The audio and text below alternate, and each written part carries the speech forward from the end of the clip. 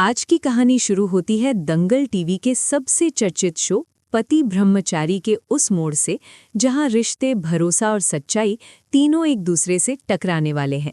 ईशा का दिल इस वक्त सिर्फ दर्द से भरा हुआ है। उसकी मां अस्पताल में जिंदगी और मौत से लड़ रही है और उसके दिमाग में सिर्फ एक चेहरा घूम रहा है, सूरज। उसे यकीन दिलाया जा चुका है कि सूरज ने ही उसकी मां को गोली मारी और इस आग में घी डालने का काम करता है गुलाब सिंह। अपनी जीत का जश्न मनाते हुए वो ईशा से कहता है, अगर सूरज को सजा नहीं मिली तो तुम्हारी मां की आत्मा को कभी शांति नहीं मिलेगी। ये शब्द सीधे ईशा के दिल में उतर जाते हैं। गुस्से में भरी ईशा फैसला कर लेती है, वो कोर्ट में जाकर खुद सूरज के खिलाफ गवाही देगी। दूसरी तरफ जेल की अंधेरी कोठरी में बैठा सूरज पूरी तरह टूट चुका है। उस पर इल्जाम है, पत्नी उससे नफरत करती है और दुनिया उसे अपराधी मान चुकी है। जब पुलिस पूछताछ करती है, सूरज चुप रहता है। ना सफाई, न बहाना, न विरोध। वो मौन रहने का संकल्प ले लेता है, लेकिन उसका यही मौन उसे और बड़ा अपराधी बना देता है। ईशा को लगता है जिस इंसान को पछतावा नहीं, वो जरूर दोषी होगा। मामला पहुंचता है अदालत में। कटघरे में खड़ा है सूरज, सिर झुका हुआ, और सामने गवाही देने के लिए खड़ी है उसकी अपनी पत्नी ईशा। कमरा खामोश है। ईशा कांपती आवाज में बोलने ही वाली होती है कि तभी अदालत के दरवाजे खुलते हैं। बंटी दौड़ता हुआ अंदर आता है, हाथ में एक फॉरेंसिक रिपोर्ट लेकर। रिपोर्ट में लिखा होता है, जिस बंदूक से गोली चली उससे पहले ही छेड़छाड़ की गई थी। पूरा कोर्टरूम सन्न रह जाता है। पहली बार शक की दिशा बदलती है। इस बीच ईशा का दिल उलझनों से भर चुका है। मां अस्पताल में कोमा जैसी हालत में है और पति अपराधी घोषित होने के कगार पर। ईशा खुशबू के साथ जेल में सूरज से मिलने जाती है। आंखों में आंसू, आवाज में गुस्सा। वो रिश्ता खत्म करने की बात कह देती है, यहाँ तक कि अपना मंगलसूत्र तोड़ने लगती है। लेकिन सूरज उसका हाथ पकड़ लेता है। ये सिर्फ धागा नहीं है, हमारा भरोसा है।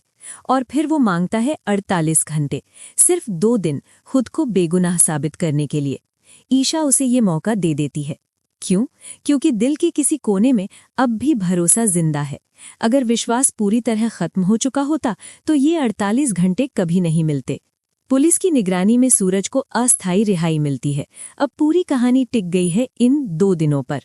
सूरज को यकीन है कि उसे फंसाया गया है। उसे लगता है साजिश कहीं दूर नहीं, बल्कि ईशा के अपने घर से जुड़ी है। हर सुराग, हर शक धीरे धीरे गुलाब सिंह की ओर इशारा करने लगता है। लेकिन अभी भी सच अधूरा है। उधर अस्पताल में ईशा अपनी मां के पास बैठी है। वो भगवान से प्रार्थना करती है, बचपन की यादें याद करती है, मां के ठीक होने का इंतजार करती है। अचानक मां की उंगलियां हिलती हैं। कमरे में खुशी दौड़ जाती है, लेकिन जैसे ही उनकी नजर गुलाब सिंह पर पड़ती है, वो घबराकर सिर्फ एक शब्द बोलती हैं, खून, खून। ईशा समझ नहीं पाती, लेकिन असल में वो उसी खून की ओर इशारा कर रही होती है जिसकी साजिश गुलाब सिंह ने रची थी। अब गुलाब सिंह डर चुका है।